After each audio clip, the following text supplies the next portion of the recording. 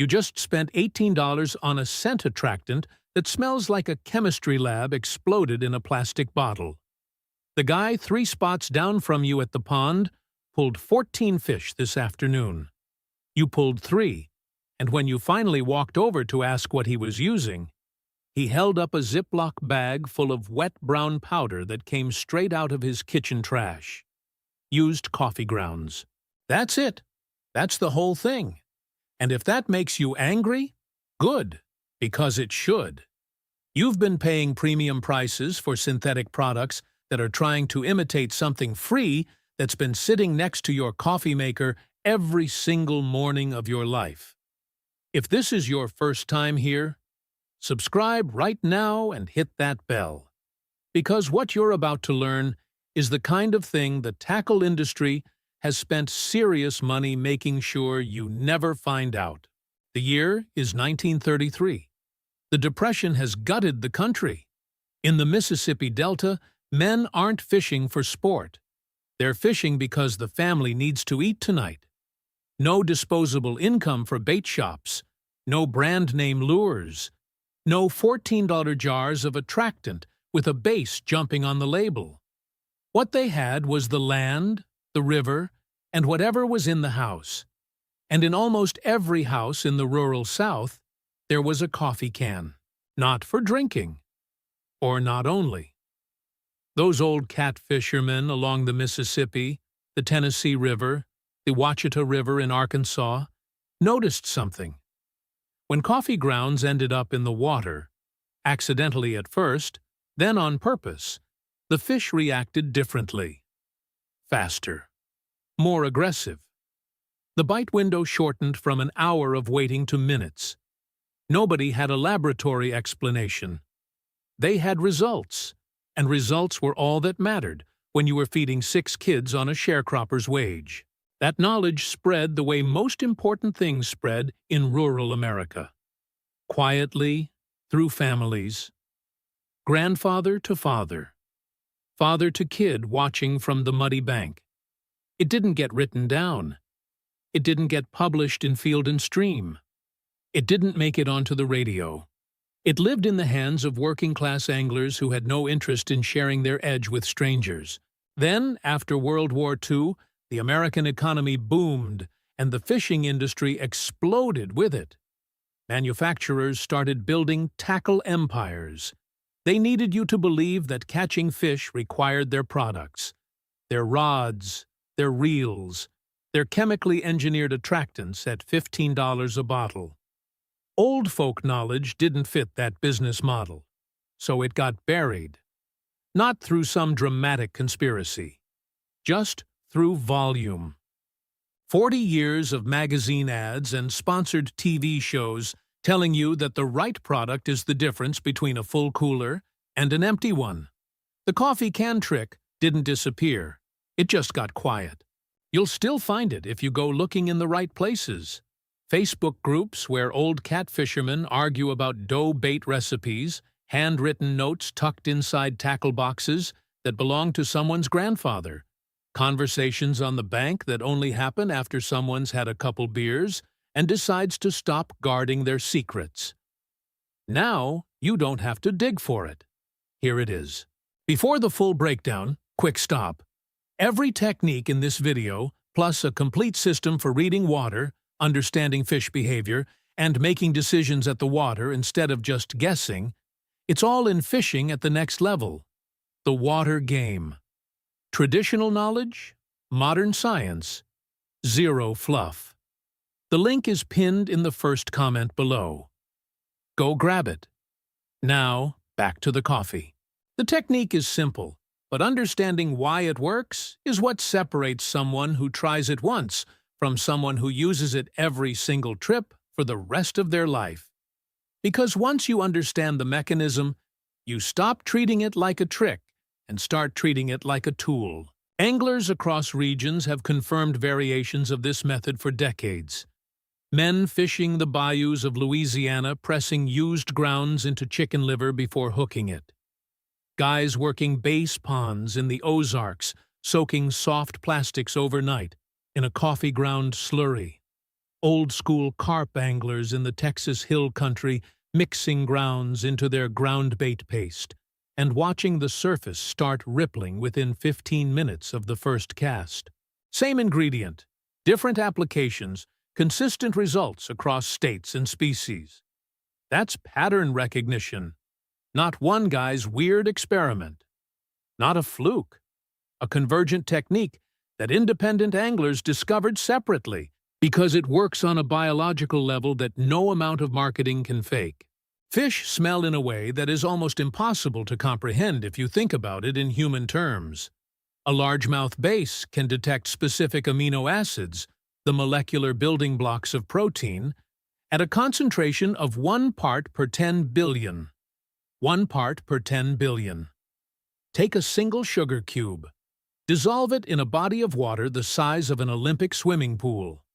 A catfish can taste it from the far end.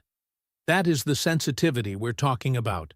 Their olfactory system runs through a pair of small nasal pits, chambers packed with receptor cells where water flows continuously.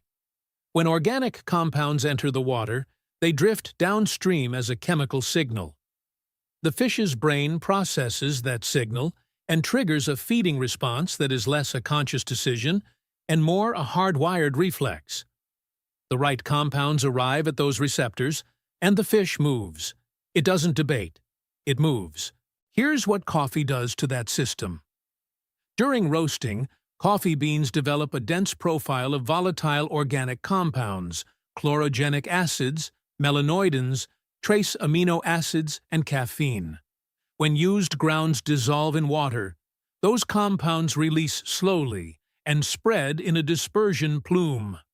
The amino acid components register to a fish's olfactory receptors as food, specifically as decomposing organic matter, which in nature means something died recently and nutrition is available. Caffeine itself interacts with adenosine A2A receptors found in the olfactory bulb, with research confirming that caffeine enhances olfactory sensitivity in animal subjects at the neurological level. In plain terms, coffee doesn't just add a smell. It appears to make the fish's nose work better, so they're more reactive to every food signal in the water, including your bait. The grounds also create a visual element. That dark cloud dispersing through the water column looks like what happens when organic material breaks down on a river bottom. Algae, dead insects, decomposing plant matter. To a bottom-feeding catfish or a carp cruising the shallows, that visual signal means the same thing the scent signal does. Food event in progress. They don't need convincing. They show up. Here's the exact method. What you need: 1 cup used coffee grounds. From this morning, max 48 hours old. 1 cup yellow cornmeal. 2 tablespoons unsulfured molasses. 1 teaspoon garlic powder, water. Just enough to bind. Start by combining the cornmeal, garlic powder, and molasses in a bowl. Mix those 3 together until the molasses is fully worked through. No dry pockets of cornmeal. Then fold in the coffee grounds. Add water 1 tablespoon at a time, mixing after each one. You're building toward a paste that holds a shape in your hand but starts to slowly dissolve when you drop it in a glass of water. It should take about 60 to 90 seconds to fully break apart underwater. If it falls apart on contact, too wet, add a pinch more cornmeal. If it stays solid for 5 minutes, too dry, add a few more drops of water. Now stop. Don't use it yet. Cover the bowl and let it rest for 30 minutes at room temperature. This is the step people skip, and it's the one that matters most. What happens during that half hour? The molasses draws moisture from the grounds and distributes it evenly. The garlic compounds absorb into the cornmeal base, and the entire mixture develops a unified scent profile instead of 3 competing smells layered on top of each other. After 30 minutes, your nose should pick up all 3 notes simultaneously. Sweet, bitter, and savory hitting at the same time. That unified signal is what registers as food to the fish, rather than something weird is happening. The finished paste should be dark brown to near black, slightly tacky to the touch, and smell sweet, bitter, savory all at once. If it smells mostly like plain coffee, your grounds weren't fresh enough. If it smells mostly like straight garlic, the molasses ratio is off. Add another half tablespoon and mix again. On the hook, press a golf ball-sized portion around the hook shank, leaving the point exposed by about a 1/4 inch. In still water, this holds 8 to 12 minutes. In current, 4 to 6. In the fridge, it keeps 3 days. In the freezer, portioned into sandwich bags, up to 6 weeks. Make 10 batches on a Sunday afternoon, and you're covered for 2 months of fishing trips. Total materials cost per batch, somewhere around 0.25 to 0.35 ives. That $14.99 jar at the tackle counter is doing the same thing. Worse, actually, because the synthetic version doesn't have the natural amino acid compounds from real organic matter. They're selling you a copy of something free. 3 add-ons that actually upgrade the formula. Not filler, not optional extras for the sake of a longer list. 1. Anise extract, 1 to 4 teaspoons per batch. Catfishermen along the Ohio River were using anise as an attractant before the Civil War. The active compounds, primarily anethol, are highly water-soluble and disperse fast, creating a scent corridor that extends 15 to 20 feet in every direction from the bait. Your coffee paste sits at the center of an invisible funnel that's actively pulling fish toward it. 2. Sardine oil, 1 tablespoon. Drain a can of sardines. Keep the oil. Fish oils contain omega fatty acids that are chemically identical to the compounds a dying bait fish releases when it's injured. You're now activating 2 completely separate feeding triggers simultaneously. The decomposition.organic pathway from the coffee and the predator-prey pathway from the fish oil. A base doesn't have to be hungry to respond to that combination. Predatory instinct overrides everything else. 3. Cayenne pepper, 1 to 4 teaspoon maximum. Do not go over this. At low concentrations, capsaicin creates mild irritation in fish mucous membranes that appears to increase bite aggression and reduce the time fish hold bait before committing to a full strike. At high concentrations, it repels. Stay at or below a 1/4 teaspoon. This is the one ingredient where more is not better.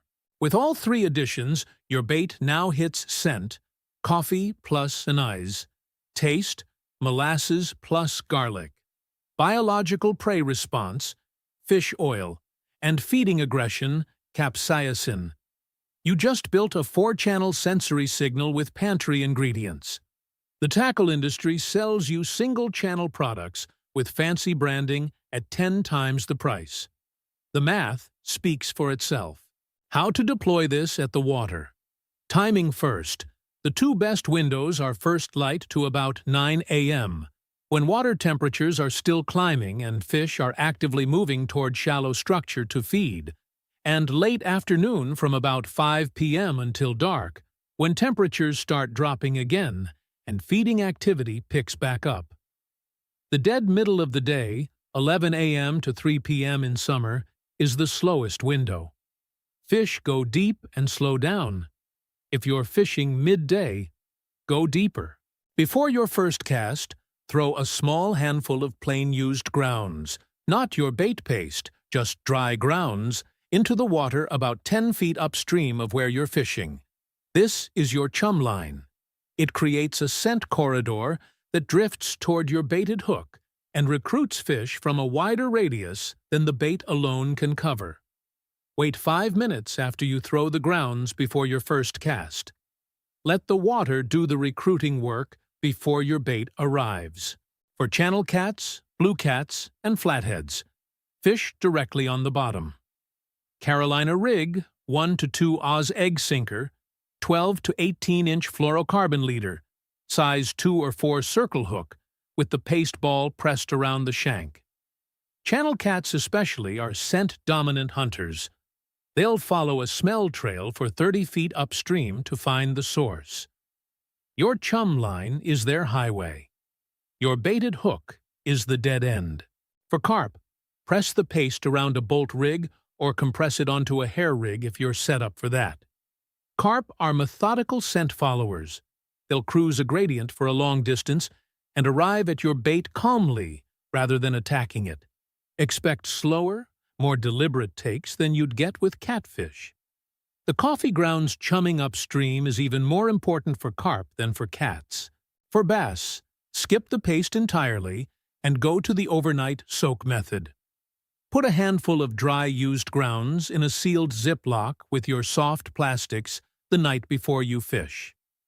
The grounds permeate the plastic during the soak and add a caffeine and organic scent layer to every cast you make. Works on largemouth, smallmouth, spotted bass, crappie, and bluegill. The presentation stays exactly the same as whatever you're already throwing. The only difference is what's soaked into the plastic. Water temperature adjustment. Below 55 degrees Celsius, fish metabolism slows and scent response weakens. In cold conditions, double the anise extract and reduce the molasses by half. Sweet notes disperse poorly in cold water. Sharp, penetrating notes like anise and garlic cut through better and reach fish that are sitting lethargic on the bottom. Warm water, above 70 degrees Celsius, is the opposite. Sweet and fatty compounds disperse quickly and widely. Standard recipe works great. Avoid heavily stagnant water with thick algae bloom. The ambient organic load in that kind of environment creates so much competing scent noise that your signal gets lost. Moving water, rivers, creeks, tailwaters below dams, lake inlets, gives you the cleanest dispersion and the sharpest scent corridor.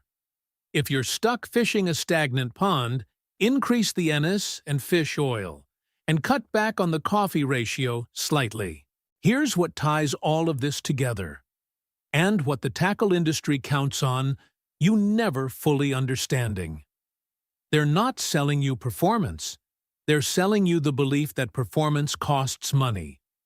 That catching fish consistently is a product problem, solved by buying the right jar, the right scent, the right lure coated in the right synthetic compound.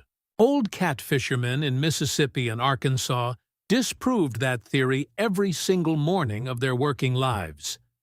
They caught more fish than any sponsored angler with a sponsored tackle box because they understood the fish, not the marketing.